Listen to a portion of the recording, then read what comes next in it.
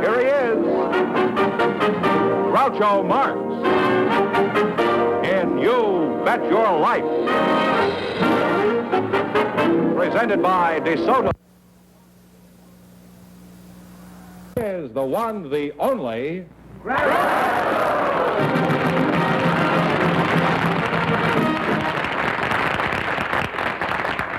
Well, here I am again, winding up the 9th year of You Bet Your Life. 9 years. Starting next week, we begin our summer series, The Best of Groucho. These are some of our best shows from the past. George, who's on the first summer show next week? Do you remember? Yes, Billy Pearson, the jockey, is going to be on the first show. Oh, yes, that's right. I had a lot of fun with him when he was on our show. Since then, he won $64,000 on some show. I can't think of the name of it. But, Of course, we're going to have a lot of other wonderful people on the show, too, that we had on before. well, I hope so. And remember, it starts next week, and tell all your friends, and tell Jack Webb, too. I will. All right, let's get on with tonight's show. We've got $1,500. The duck comes down if anybody says it, and you get $100. Groucho, Ann Rowell, and Henry Jacobs are standing by to talk to you. They are. Uh-huh. Folks, you come in, please, and meet Groucho Marx. Welcome for the DeSoto Plymouth dealer. Say the secret word, and you each get an extra $50. It's a common word, something you see. Hey, how'd you do? How'd you do? Henry Jacobs, is it? Jacoby. Yeah. Jacobs. Henry Jacoby and Ann Rowell, huh? Ann, I'll start with you because you're a woman. Where are you from, Annie? I was born in Bainbridge, Georgia. Are you born in Georgia? Yes. Are you married? Yes, I have 2 children. You have, huh? How long have you been married? 16 years. 16 years. How'd you meet your husband? Well, we met in South Florida at a motorcycle beach party. I hitched a ride with another fellow and ditched him when I got there. You ditched the guy you went with? Why? Well, you see, Was it I uncomfortable didn't on the care for motorcycle? him, and I thought that if I stuck with him, it would cramp my style, you know. You were on the back of the motorcycle? Oh, yes. Well, you were pretty safe back there, weren't you? Huh? Yes. There's not much that can happen to a girl on the back of a motorcycle. Let's see, you're Henry Jacobs, huh? That's right, Groucho.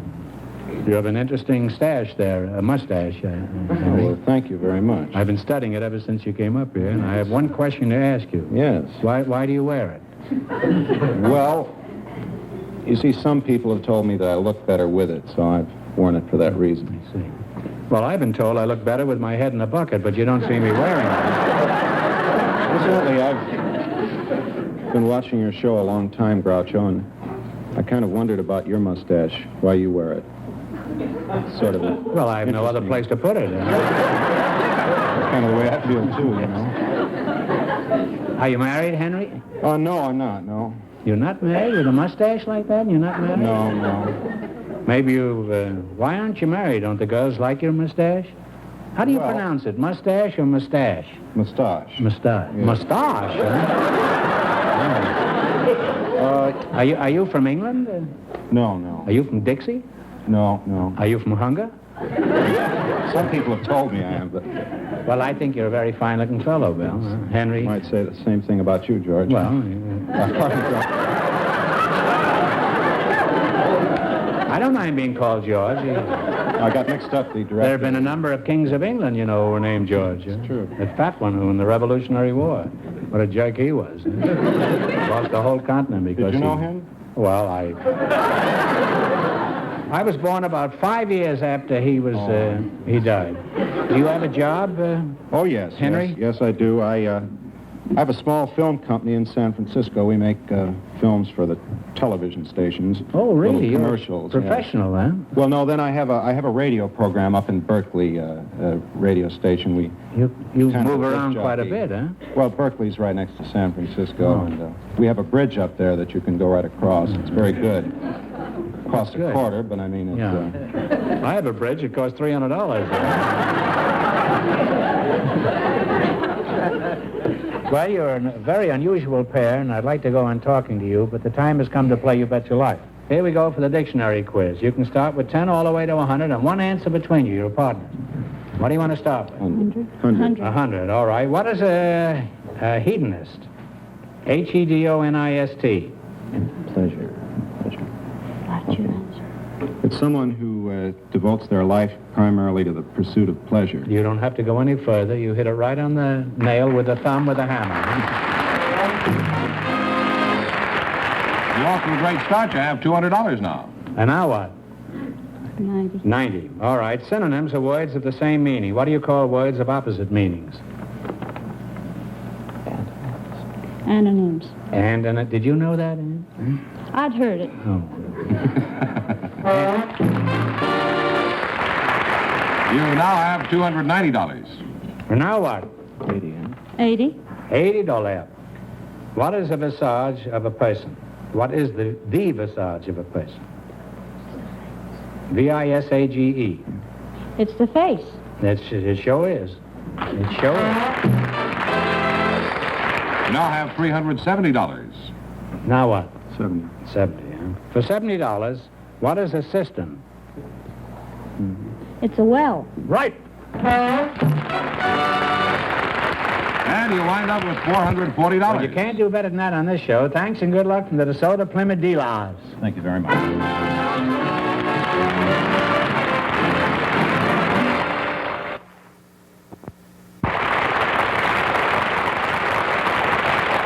Dr. Mrs. Alice Enlow and Mr. Albert Eisen are waiting to talk to you. So, folks, you come in, please, and meet Groucho Marx. Welcome for the DeSoto Plymouth dealer. Say the secret word, and you each get an extra $50. It's a common word, something you always have with you.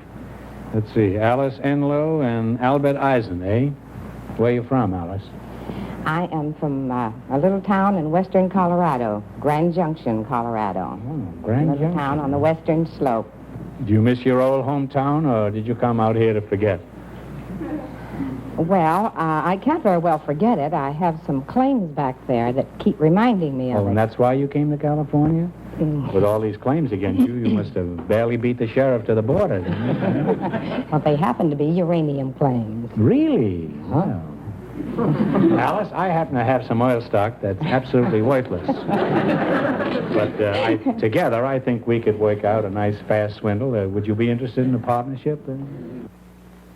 I'll tell you, Groucho, I'm a special investigator for the State Corporation Commission. I spend 8 hours a day, 5 days a week, investigating those bad oil deals. Well, do you know what the fare is to Toronto? You find much of this fraudulent activity in Los Angeles? Yes, That's the statement of the month. It really is. Probably one of the main reasons is that Southern California is a mecca for middle-aged people and elderly people who retire from the Middle West. And spend their time on the freeway. On the fast line, too. Alice, I admire the work you're doing. I think it should be encouraged, and I'd like to help you in every way possible. Thank you. Would you happen to have a list of these old people with money? Not See, really. I haven't got too much time, and I'd like to get started right away if I could. Now, I'll get back to you, Alice. Who are you? Anybody that I should know? Albert Eisen, Groucho. Eisen, huh? That's right. Are you in the stock business? No, Groucho, Where are you from? I was born in Los Angeles, but when I was 5.5 years old, we moved to Torrance. Torrance, isn't that where it rains all the time? Oh, no, Groucho, don't say that. We're tired about those old jokes like that. You were going to tell me that joke that when it rains, it pours in Torrance. Actually, what I was going to say was that when it rains in Los Angeles, it comes down in Torrance. Same joke. Al, you've got me interested in your town. Where is it, and what is it like there? Torrance is 22 square miles, and we have 75,000 people. Are there many umbrella shops in Torrance? We've gained 50,000 people in the last 5 years. We're increasing in population at the rate of 1,000 people a month, I think. And it doesn't rain there? And you have Well, it does rain occasionally. I guess you get that admission out. You're willing to concede that, Yes, huh? if I can go ahead. We're heavy industrialized. We have lots of factories, and they pay 65% of our tax bill. You're wasting your time. Nobody's listening to that kind of talk. Yes, they will. We're building a new civic center. Now, why are you so excited about this hamlet? Well, Groucho, I'm the mayor.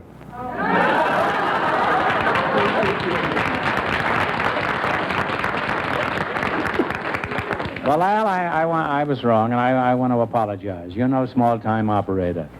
You're the head of the mob, huh? Well, Al, you're a good sport, and I'm sure a good mayor. All right, now let's play You Bet Your Life. In the race for the $1,500, the first couple won $440. Now, you selected the spelling quiz. This is an old-fashioned spelling bee. What do you want to start with? Let's increase the expense account and make it Little ones are easy, big ones are hard. You dare? Start with a What? Yeah. All right, for $100, Live right to sleep. spell the word fluorescent, as in modern fluorescent lighting. F-L-U-O-R-S-C. One answer between you now. Fluorescent. F-L-O-U-R-E-S-C-E-N-T. No, I'm sorry, Mayor, but it's F-L-U-O-R-E-S-C-E-N-T. Now I have $50. Now, do you want to try 90? Let's go. You can try easy ones if you want. No. All right, spell the word repetitious, meaning continued or tedious repeating. R-E-P-E-T-I-T-I-O-U-S. You're right, Mayor, that's right. I think it was nice. You now have $140. Now what? I'm not going to influence you. I want you to make your own decision. $80. $80. Spelled conscientious, meaning with strict regard as to duty. C-O-N-S-C-I-E-N-T-I-O-U-S. Go ahead, you do it. C-O-N-S-C-I-E-N-T-I-O-U-S. You're right, Mayor. You're right. You now have $220. What do we go for now? What was that, 80? That was 80, yes. 70? This may make you a gubernatorial candidate. For $70, spell the word limousine, meaning a type of automobile, usually chauffeur-driven. Limousine, L-I-M-O-U-S-I-N-E. L-I-M-O-U-S-I-N-E. That's right. Okay, then you... And you wind up with $290. Well, thanks and good luck from the DeSoto Plymouth dealers. Oh, Put it thank there, you. Mayor.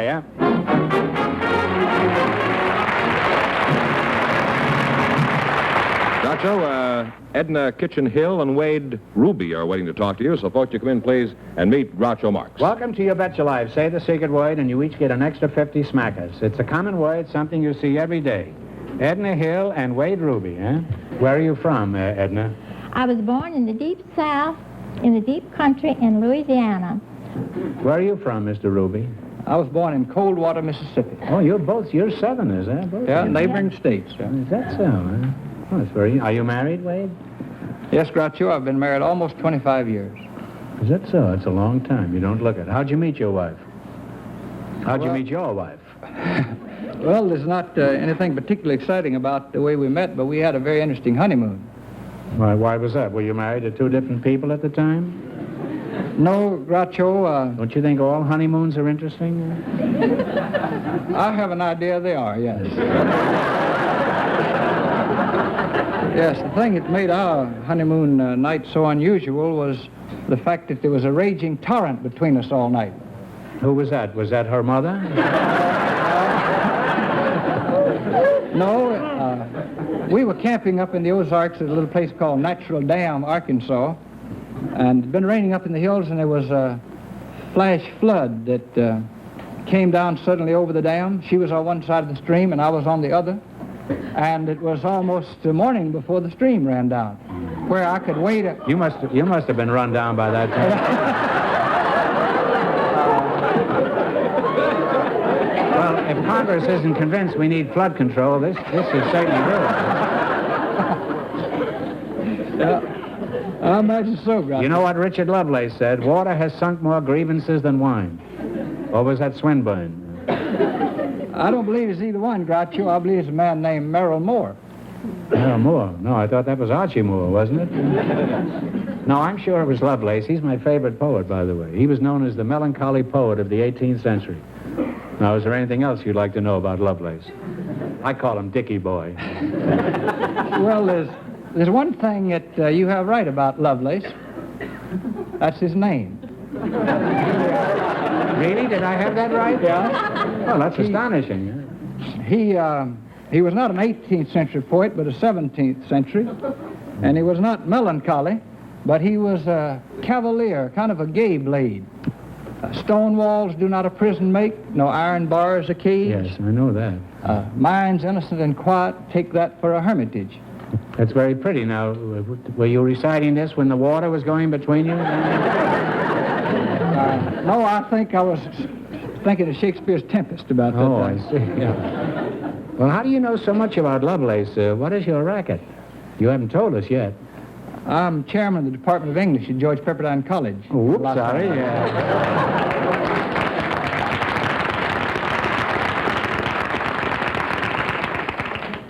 You realize you're wrecking my only claim to culture here, don't you? I've been misquoting Lovelace on this show for years. Well, I'm undone at last. The coward dies 1,000 deaths. The brave man dies but once. Bridie Murphy.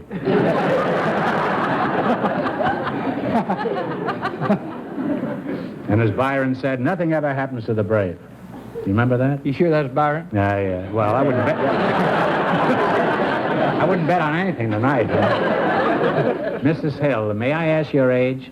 You may, but whether I'd answer is another thing. I don't care. You don't care to answer? Well, don't tell me. I don't care. I don't mind. I don't care. 62. You're 82. 62. 60. Well, I thought you were around 48. Well, you know, a woman is as old as she looks, and a man is old when he doesn't look.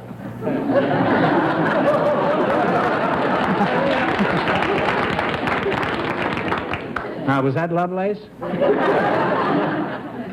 No, I don't know the author. No, I think it was Bugs Bear. Now, Edna, is that your name or Eden? Edna. Edna, huh? E-D-N-A. I see. Do you have any hobbies to while away the hours? Oh, yes, I have plenty of hobbies. I'm a trained artist. and I Trained paint- artist? Yes. I studied art. I taught art at one time in a college. What else do you like to do besides? I raise bonsai. A bonsai is a dwarf tree. Oh, I thought that was a bullseye. Huh? No. Now, what is a you're bonsai? Wrong, you're wrong. A bonsai. Yeah. Yes. Well, how big are these runts? Well, I have an elm that's about this tall, and if it had been allowed to grow, it'd be about 50 feet tall. You know, I have the same hobby, only I didn't know I was interested in bonsais. Oh, you As did. a matter of fact, I have a tree that's over 50 years old, and it's no Oh? bigger than a foot. Now, what do you think What of that? kind of a tree is that? It's a shoe tree. That's true, and if I hadn't trimmed it so much, by now it would be a clothes tree. I'm sorry, Edna, I didn't mean to be so hysterically funny, huh? No, you weren't.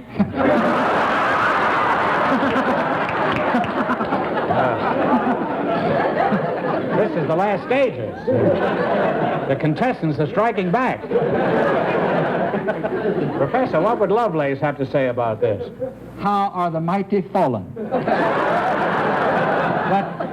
But that's not Lovelace. That's the poet David, who was king in the land of Canaan, or as you say, Canaan. Yes. 17th century B.C. poet. I'm really getting it good tonight. Well, I happen to know another famous quotation that fits. It's from Shakespeare, who said, "How sharper than a serpent's tooth it is to have an educated contestant." Lovelace. Mr. Ruby, let's find out about your work. Just what do you do in your job, besides embarrassing quizmasters? I teach Chaucer, Shakespeare. You teach Chaucer Shakespeare? Why doesn't Chaucer teach it himself? And I teach the romantic poets and editorial writing, feature writing. And you'd be particularly interested. Next fall, I'm beginning for the first time a new course in humorous literature. Is that so? There's a crack in there someplace. Do you ever pick up any hot jokes from your students, or are they too busy ducking class?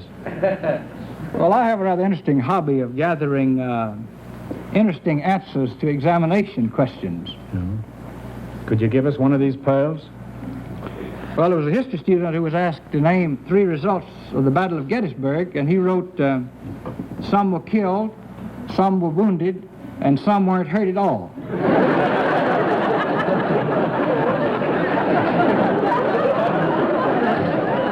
Well, you know what the original joke was? No, I haven't heard it. The question was, how many bones do you have in your body? And the kid answered 900. So his teacher says, that's certainly more than I have. And the kid says, yeah, I know, but I had sardines for lunch.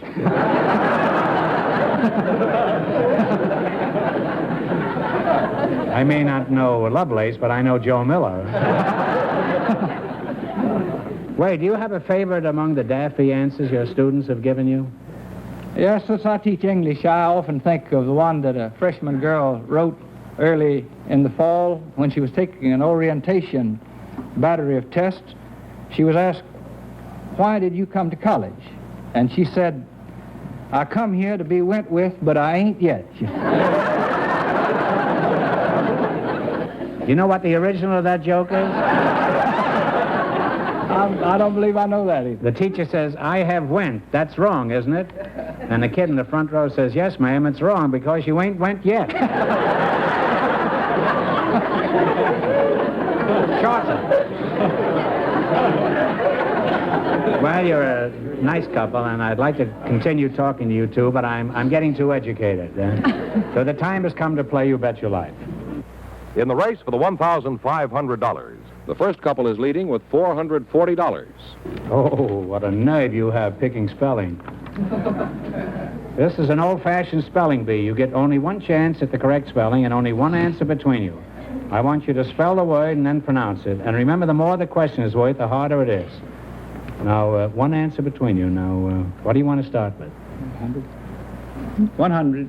Spell the word vicissitude, meaning a change or succession as a change of fortune. Vicissitude. V-I-C-C-I-S-S-I-T-U-D-E. Now, I'm sorry, it's only one C. All right, yes. All right. Well, you now have half your original 100. You have $50. Thank you. What do you want to go for, Brock? 90? 90. Okay. Spell the word pharmaceutical, meaning a medicinal preparation. Pharmaceutical. P-H-A-R-M-A-C-E-U-T-I-C-A-L. That's right. That's right. Well, you now have $140. How did you get all the C's in the right place that time? No trouble that time. Oh. $80? Yes, 80. The little ones, you know, are easy. Let's try 80. All right. Spell the word acquiesce, meaning to consent, agree. Acquiesce. A-C... Talk it over first. A-C-Q-U-I-E-S-C-E. Absolutely right, Professor. You now have $220. I presume you want the $70 one. Yes. It's your last chance to beat the other couples, and talk it over. Spell the word therapeutic, meaning to treat medically. Therapeutic. Talk it over. A-P-E-U-T-I-C, I think. T-H-E-R-A-P-E-U-T-I-C. That's absolutely right, Professor. That's absolutely right. And you wind up with $290. Sorry you lost the first one. Thanks and good luck from the DeSoto Plymouth.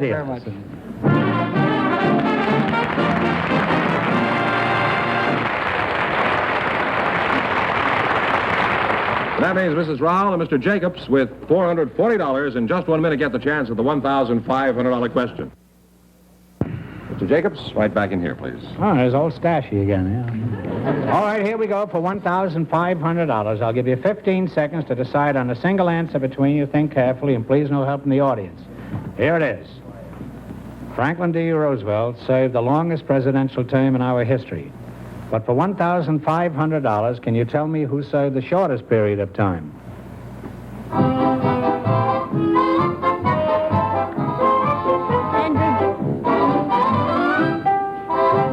Hold it.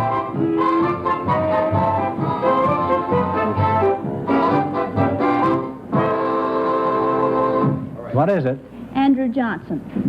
No, I'm sorry. It's William Henry Harrison, who served 1 month. That's a shame.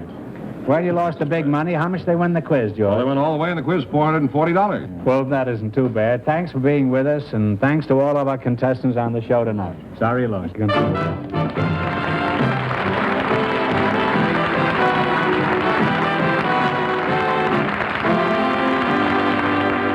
And here's just a final reminder that the Best of Groucho starts next week, and our first guests will be jockey Billy Pearson and John J. Anthony. So if you'd like to see these people again, I suggest you tune in the Best of Groucho next week.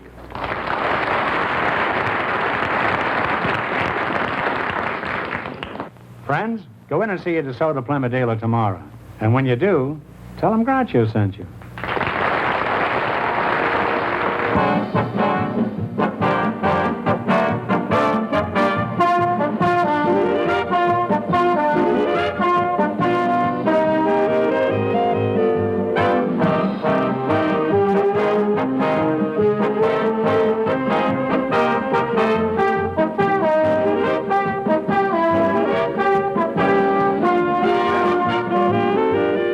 This is George Fenneman signing off with a reminder from the National Safety Council. At night, drive at the speed which will permit you to stop within your headlight range.